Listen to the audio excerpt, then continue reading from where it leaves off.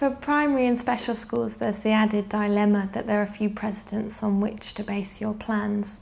The first primary academies have just opened, and special academies are expected to open in this September.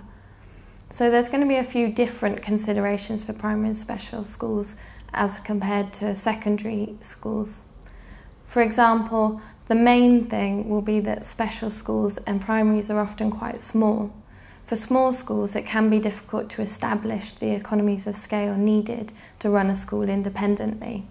So you might want to think about how you can work with other schools to share services and increase your purchasing power.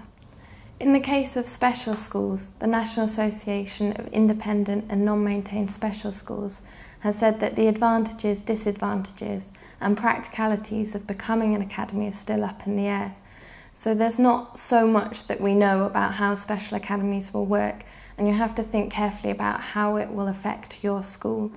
For example, local authorities will still retain the responsibility for pupils with statements in the same way that they do for pupils with statements in maintained schools. So even though you're academy, you might find that you're still working very closely with the local authority. On the other hand, if you're a non-maintained special school, you might think that academy status wouldn't actually change the way you work very much. So it's for you to decide how it would work for your school.